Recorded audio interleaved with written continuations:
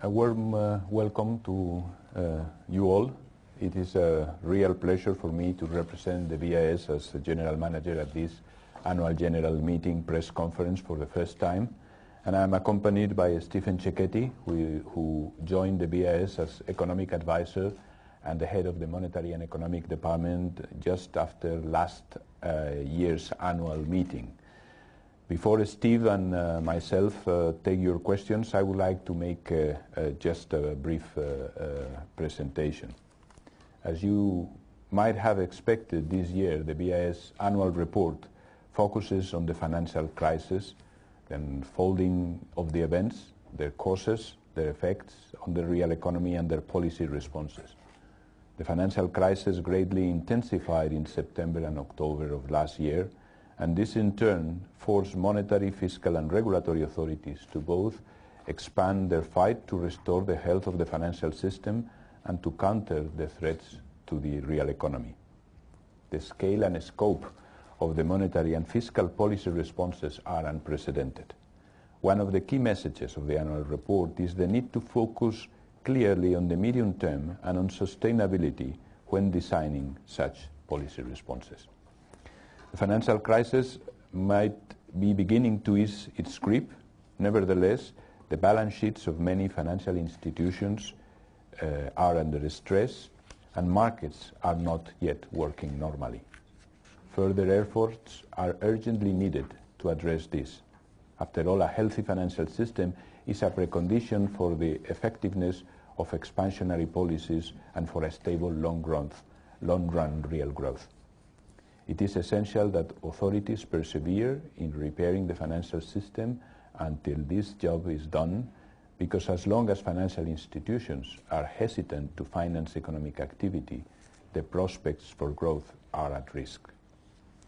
The path to a self-sustaining recovery is narrow and risky. Once the recovery becomes evident, there must be a timely exit, both from the unprecedented macroeconomic stimulus and from the intermediation role of central banks. Otherwise, there is a risk of generating inflationary pressures and perpetuating competitive distortions in financial markets. And the timing of such exits is not easy. More generally, policy needs to aid, not hinder, orderly adjustment. Policy needs to ensure that short-run responses are consistent with long-term sustainability.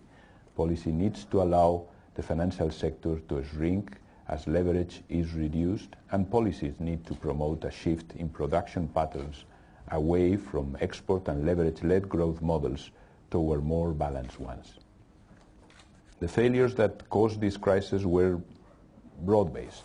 They included macroeconomic factors such as large and persistent global current account imbalances and low real interest rates over a protracted period. And they also included microeconomic factors such as flawed system for measuring and managing risks, misalignment incentives, and inadequate corporate governance at financial institutions. The result was a buildup of excessive leverage in the financial sector and in the household sector in a number of countries. And neither the market discipline nor the regulation and supervision were able to prevent these developments. Repairing the financial system and building a more resilient one for the future also requires broad-based efforts involving cooperation between governments and the private sector. To be successful, these efforts have to result in a new financial stability framework with clear practical objectives embedded in macro-prudential perspective. The BIS annual report argues that financial instruments, markets and institutions all require reform in a truly robust system if a truly robust system is to emerge. For instruments, it means putting in place better mechanisms for assessing the suitability and risks. For markets, it means encouraging greater centralization in clearing and settlement. For institutions, it means making them sounder through tighter consolidation of off-balance sheet exposures, better accounting and improved capital and liquidity standards. But above all, it calls for strengthening the so-called macroprudential orientation of financial regulation and supervision, which has been a central theme of the BIS work for many years now. It implies focusing firmly on system-wide risks and addressing the procyclicality of the financial system.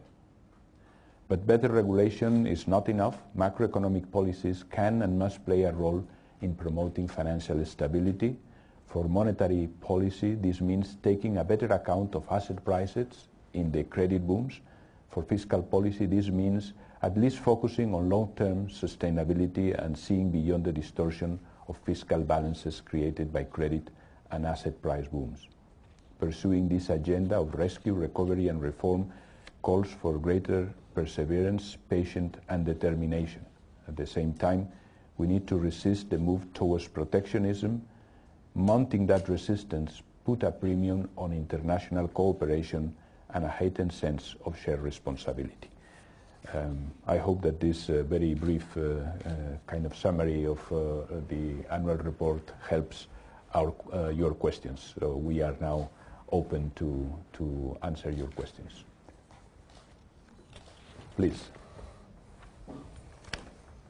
There should be some mic. It's over there.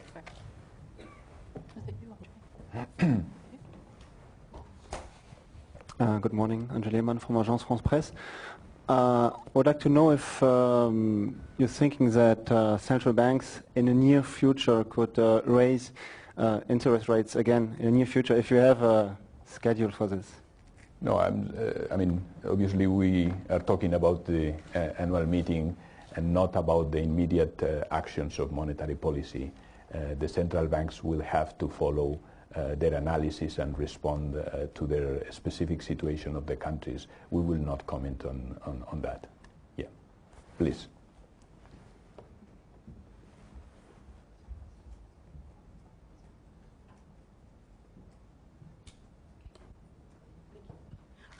Hello, Joan V. on USA Radio.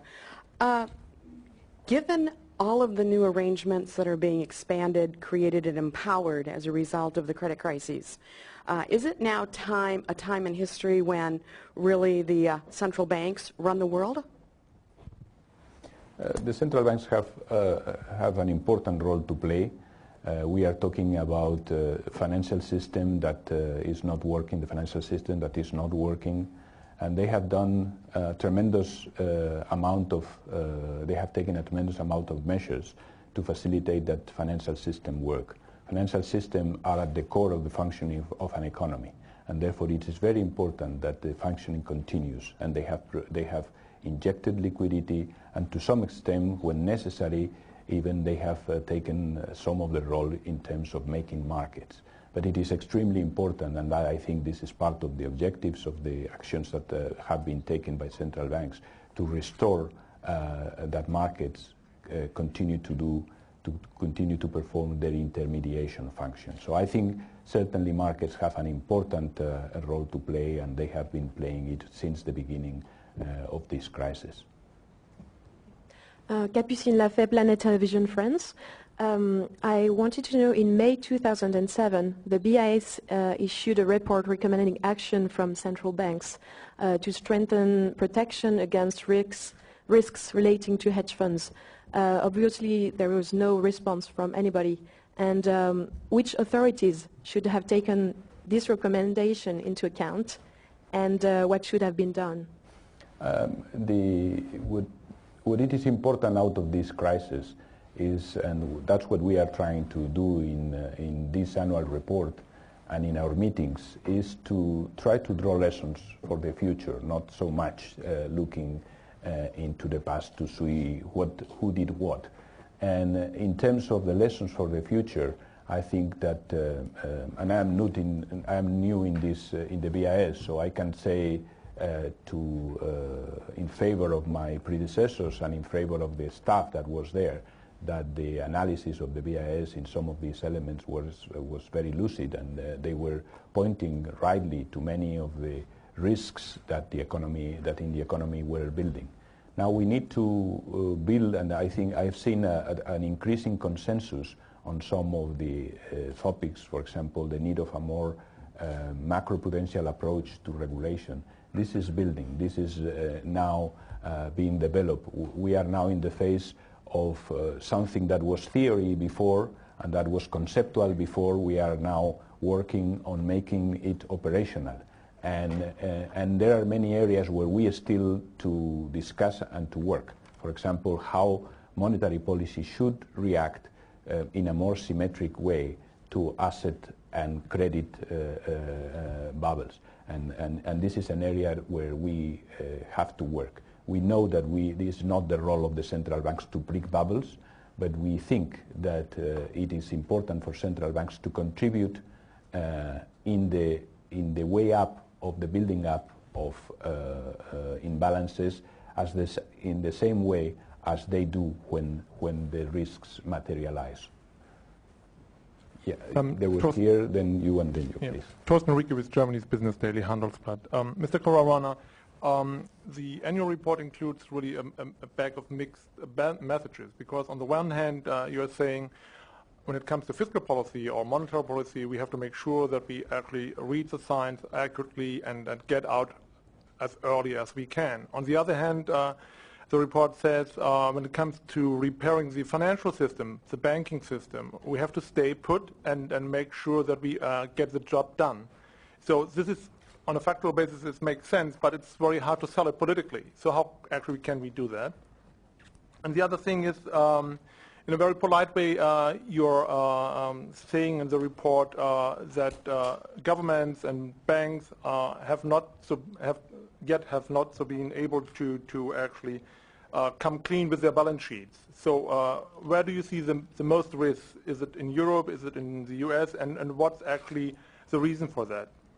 And last question is, central banks will have in the future, they will have actually two tasks on their plate. So they are not only the guardians of price stability, they will also play a big role in financial oversight. And this leads to some kind of difficult decisions, as we can see with the Fed at the moment. So we have, on the one hand, pumping a lot of liquidity in the markets, which creates inflationary pressure. So is this really, those two goals, are they really actually, the central banks, are they able to manage those two goals? Thank you. Thank you. I think it is. We have presented this report saying that this is a narrow path, and to some extent, part of what you find that perhaps there are contradiction on the one hand or on the other hand is expressing this view that this is a narrow path. Things have to be done. Cannot be done too soon, cannot be done too late. The policy is in a difficult situation. It has to be at the right moment, and timing is extremely difficult. At the same time, it may be difficult. It may be different by instrument. In the case of financial policy, we tend to think that still more work needs to be done. We are asking for perseverance. We think that the financial system needs still to be repaired. This is something that has to be done by the private sector and has to be done, has to be helped as needed by the public sector. And this is important for restoring the conditions for self-sustained growth. And this is clearly the message. In the case of the fiscal policy, we express some concerns that the fiscal policy the fiscal stimulus has been a very significant fiscal stimulus, and we call for looking at the sustainability of the fiscal deficits. Otherwise, the dynamics of the debt can become something that is difficult to control. So yes, there is on the one hand, on the other hand, but this is what we think it is the difficulty of the discussion of the present situation. So I think it is true. Our contribution to make it feasible, these kind of things, is to try to provide the arguments, to try to explain why is this the situation, and hopefully this should help to move in the right direction. It should help to policy leaders to go in the right direction, which will be, again, persevere, but focus mid-time, long time. It is very important for today that it is clear where are we going. That's where we are talking about the where are we going, what is the destination. If this is clear today, the confidence will be better restored. So all these are elements that we have tried to put in the annual report. Then, yes, there is an important role of central banks in terms of financial stability. We tend to think that the central banks have to look, obviously, that's the primary reason, monetary stability. But financial stability, when you have appropriate long-term horizons, tend to be very, very close to monetary stability. So perhaps some of the contradictions are only in the short run. In the medium-term run, when you do the proper analysis, these two ideas of monetary stability and financial stability are much closer and allow for the central banks to do a proper job. Again, a more symmetric job through the cycle. I don't know if you, Steve, you want to develop a little bit that. Well, let me also make a very quick point about your first question as well, and that is that I think that we try to emphasize that a healthy financial system is a precondition for a sustained recovery. This is not an issue about what you have to do. It's got to do partially with the sequencing of it. In the fiscal policy realm, we emphasize the need to ensure the sustainability of the paths of the policy. Those policies, as well as the monetary policies, have been essential in cushioning the blow that has come. I don't think we are not arguing against their existence. It's also the case, I think. So this is about on the financial system. It's about fixing it to ensure sustained recovery. Fiscal policy is about sustainability, and on monetary policy is about design of exit strategies from unconventional policies. Now, all of these are different in different countries. They have different systems. They have different environments. So the exit strategies cannot be one size fits all. I think the same has to be true of the need for price stability and financial oversight. Again, the structures of the financial systems, the structures of the political systems in different countries are different, and in fact the starting points are quite different as well. And so we do not presume to know what the right structure is for this in a given country. But as the general manager said, we are quite certain that there's, in terms of long-term objectives, that the welfare of the people in the economy is well served by having both price stability and financial stability, and that they are not, in the long-term, contradictory objectives. There were two questions. You have the floor here. Sorry. Yeah. Jürgen Dunsch, Frankfurter Allgemeine Zeitung. Mr. Caruana, I have two questions. One is that in your speech you suggest that it must be possible to get an orderly rundown of banks. Obviously you can't have the Lehman case in mind. I wonder what that actually means, how that orderly rundown of banks can be achieved. Does it mean, for instance, that you are in favor of more mergers of banks in order to create a more sustainable system? This is my first question. The second question is, some people suggest that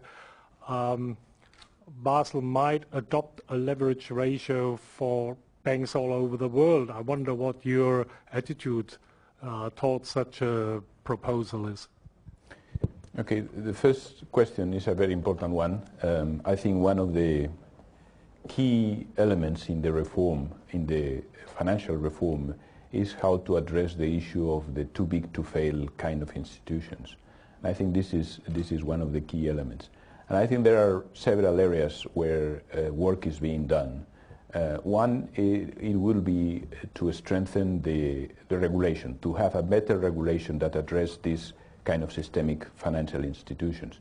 And by reinforcing capital requirements, by reinforcing liquidity requirements, you can get incentives that do not promote in the same way the growth of these big financial institutions. That's one way. But the other way is what it was mentioned also in the speech and you were referring to, which is it is very important that these financial institutions can be wound down when they fail. And this is something that requires additional work. And mostly it will require international additional work because most of these institutions will have cross-border relationships and cross-border positions. And that's something that is being this is part of the agenda of the Basel Committee on Banking Supervision. They are working on that.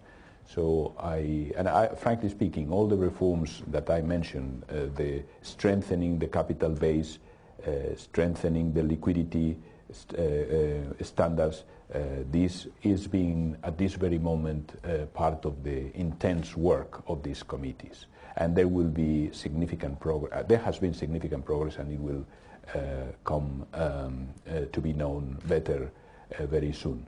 The second question was more specific. It was about the leverage ratio, whether it is a good idea or not a good idea. I think today we all accept that this is, as a complement of a risk-weighted ratio, is a good idea. It helps.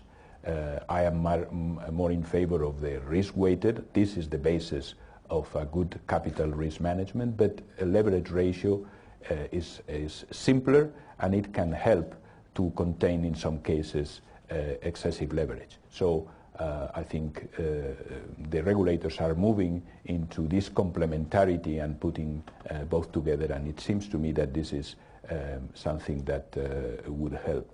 But it will be a combination of elements, and certainly the resolution factor that you mentioned is a very important element to avoid this too big to fail situation in this kind of crisis.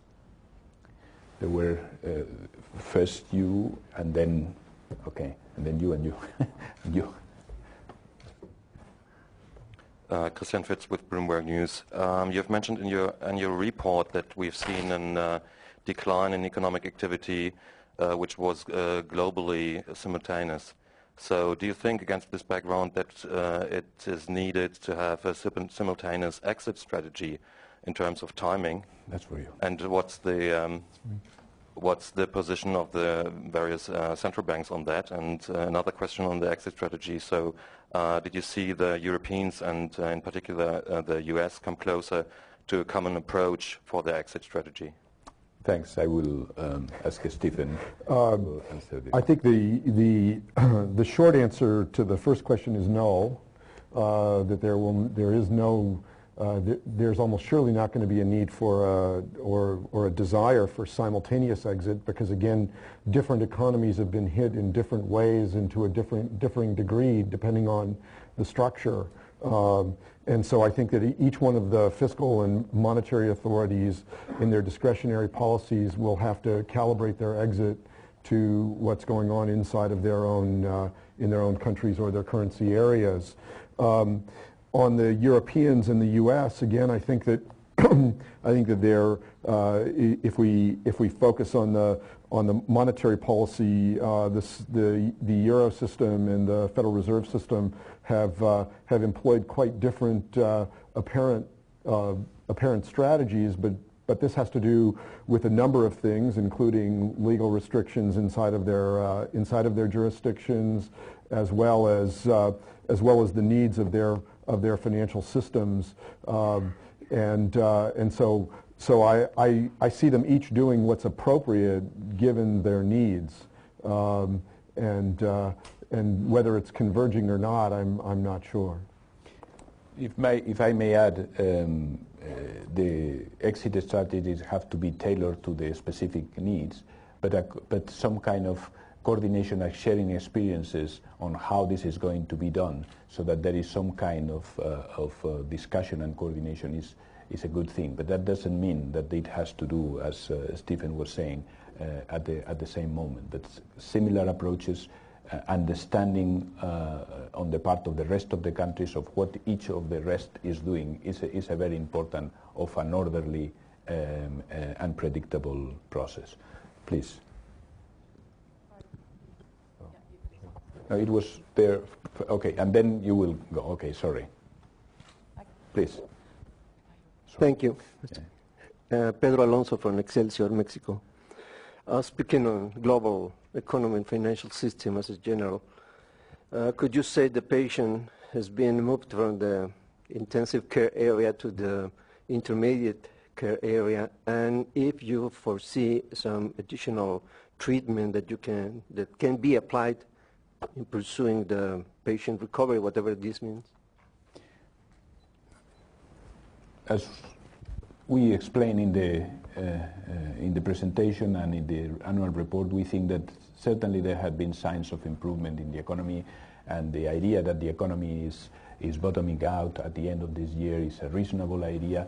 But by emphasizing this narrow path to sustained growth, we want to explain that this is a crisis that requires adjustment, and that the adjustment both in the financial system and in the real economy takes time.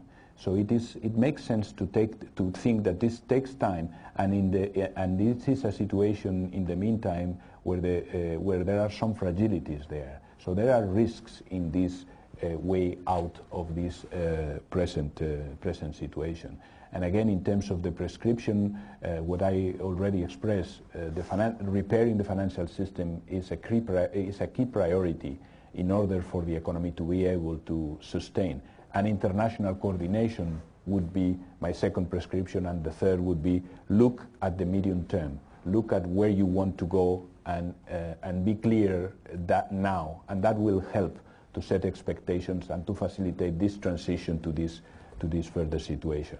I'm sorry, but we have a lot we have there. You have, then it was you, and then there were two there. Hugh Jones at Reuters. In your report, you spelled out an interesting analogy with the pharmaceutical industry, that you'd like financial instruments classified like drugs almost, either banned or very safe. How are you going to take this forward? Are you asking IOSCO or somebody else to come forward with a proposal for a mechanism? That's the analogy. That's my analogy. I think we put this forward as a possibility for people to consider, but we are not directly participants in IOSCO, and so our hope is that people will take this up, evaluate whether or not it's worth pursuing. I think the way that I guess we think about this is that there has to be some mechanism for the evaluation of the suitability and the riskiness of instruments, especially as they become widely traded and created. The exact mechanism for this, again, I don't think we feel terribly strongly about. But the analogy I hope people will find useful. Please. My name is Arantxa Iñiguez from the Spanish press agency EFE. In the annual report there are many comments and references to Spain. What is your assessment to the real estate market, the banking system and the work market? And second question, for the first time in this report you are not making worth projections for Latin America, concrete ones, because all the times you were giving figures, concrete numbers. Why? I will leave these questions to... Well, I mean,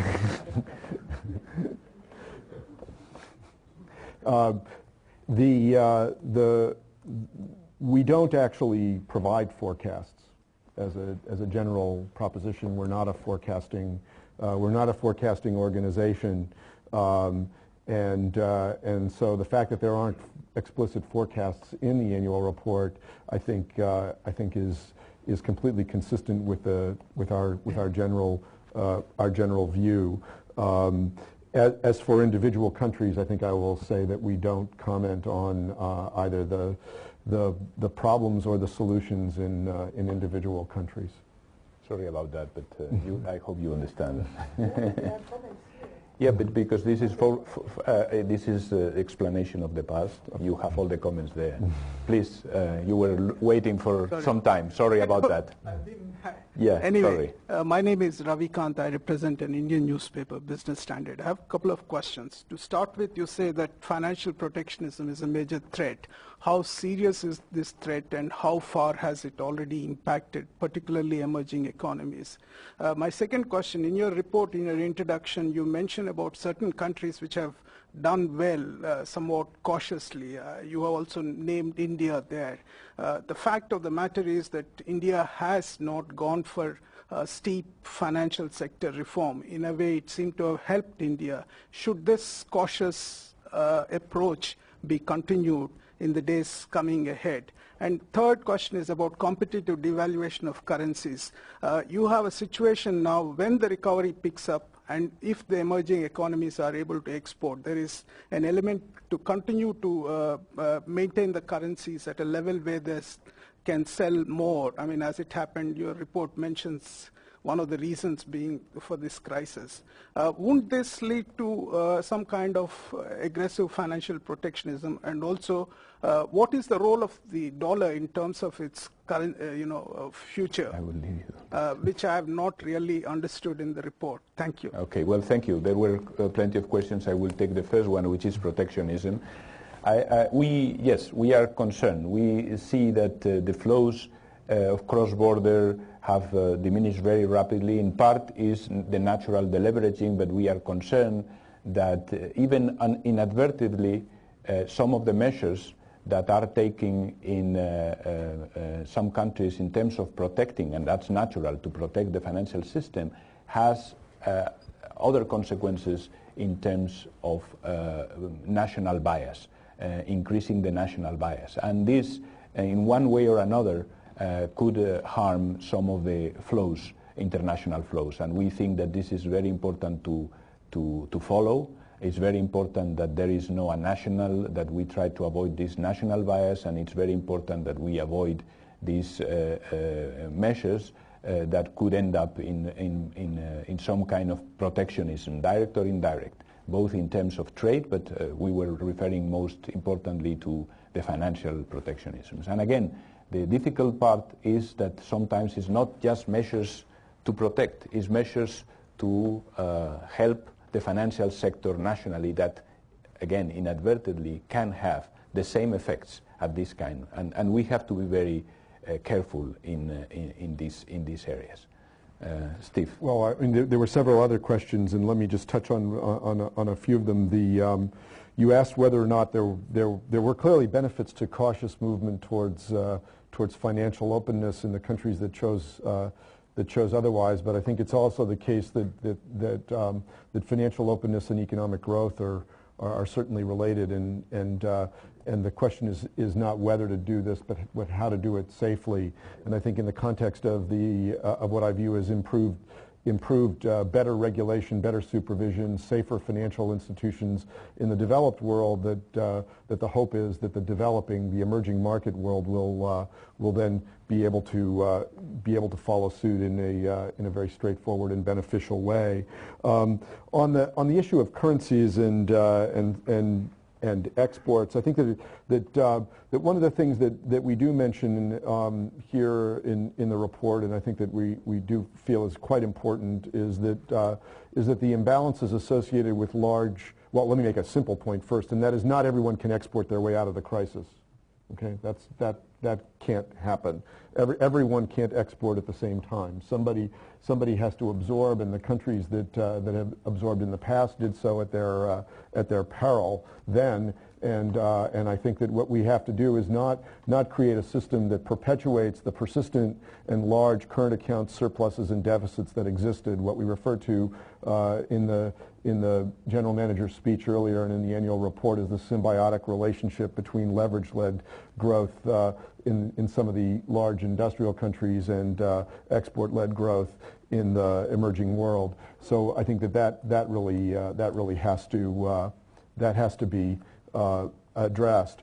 On issues of the dollar and those sorts of things, let me make a comment that I think is where our concern lies, and that is that there were very large foreign exchange reserves built up, mostly in the emerging world, a lot of it in the aftermath of the Asian crisis in 1997, 1998. There's a hope that we have that the lesson that will be taken away from the current experience is not that these countries need even larger foreign exchange reserves. I think that those things are not necessarily terribly efficient, and so our concern is that they're going to be built up even further as a consequence of this. Well, the reserve currency is chosen by the countries in their decisions about reserve management, and what they what they choose is what they choose. We serve them. We don't. Yes, please there, and then I will go this side. Mr. Caruana, Jaime from Estado de São Paulo. I have two questions. First, when you talk on your report about emerging countries, you say that they basically planted their seeds for what is happening now in their own countries, in the sense dependency on exports and dependency on inflows of credit. How can this be reverted? Because at the same time you say that domestic consumption is not enough at the moment to lead the growth of these countries, of the recovery of these countries. So basically my question is, what is the solution today for emerging countries to grow back? As Mr. just said, growth, not everyone can export at the moment. So what is the solution for emerging countries at the moment? And secondly, also on the 2007 report, let's be honest, most of the players were the same here in Basel. How confident are you that this time they will listen to you? Well, on the first one I will ask Steve, but I think what we are saying is that the emerging markets have done reasonably well in this crisis, that perhaps at some point of the crisis we were fearing the risks, and we must recognize that they have fared very well the crisis. That doesn't mean that they are out of the risk. I am talking in general, and there are specific cases, but all the good work in many years have been fruitful. But I would like to but let me answer the second part, which is, I mean, I think these crises provide windows of opportunity. It provides windows of opportunity for reforms that at some point of time look difficult. When you have a crisis, you understand that you have to do it.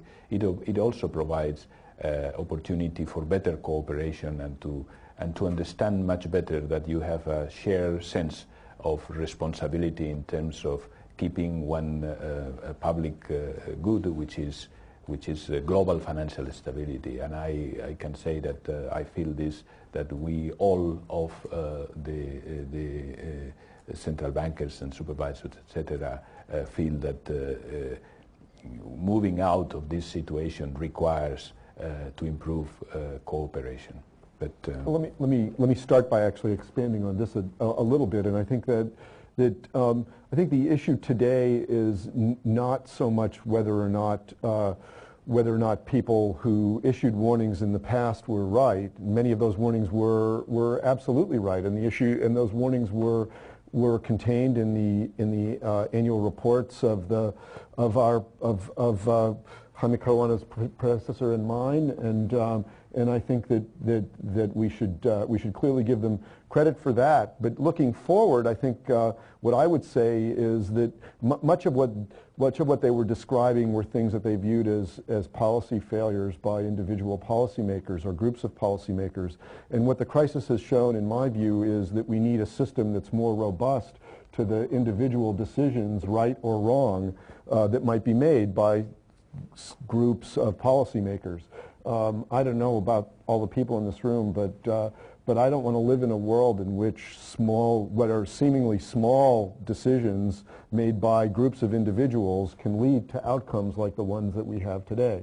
So our thinking today, looking forward, is how to build a system. That's what we're trying to encourage. We want people to think about how to build an entire system that is resilient and operates in a way that doesn't even allow for the opportunities of this sort of thing. Now, on the second point about your question about how the emerging world is going to perform, I think that first of all, as the general manager said, the emerging market economies have fared much better and are recovering much more rapidly even now from the crisis.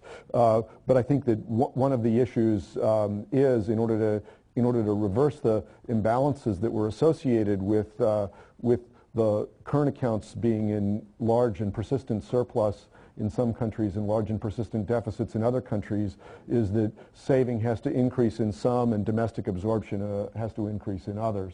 And I think that that's what we have to try and figure out how to work toward. Yes. I'm Clovis Ross from the Brazilian daily Folha de São Paulo. Considering that the failure of the Lehman Brothers could be put as the beginning of the crisis, the worldwide crisis, considering that it's almost 1 year passed since the failure of Lehman Brothers, would you dare to say when, more or less, could the financial system be repaired, since it's a precondition, as both of you said, to the sustainability of the economic recovery?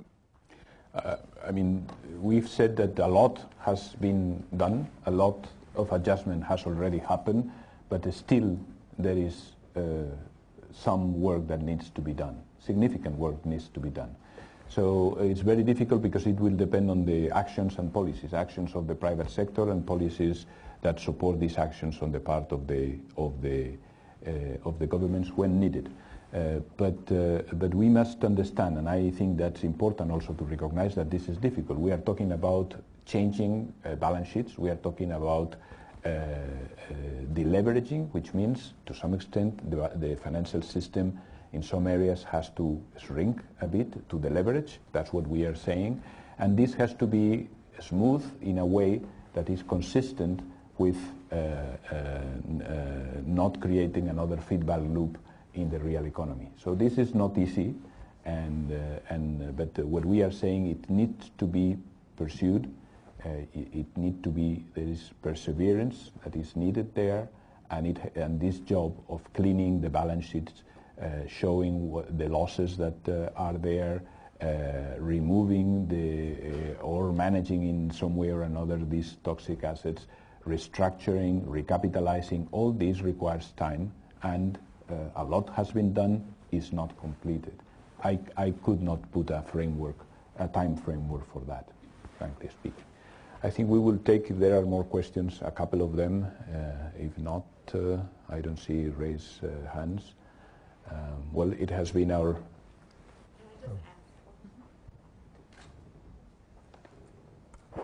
I think somebody previously alluded to not only the dollar, but there are many calls for a special drawing right.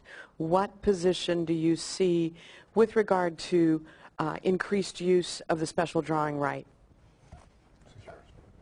I think this would be a very long debate, and it will be next year or some other years. It's not really part of our, two hand, but...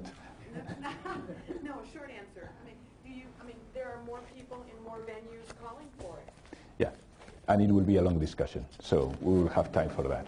Thank you very much. It has been a pleasure. It has been our first contact with you, and look forward to keep this contact with you all. Thank you very much. The press conference is now closed, and the embargo will be lifted at 13:30, 1:30.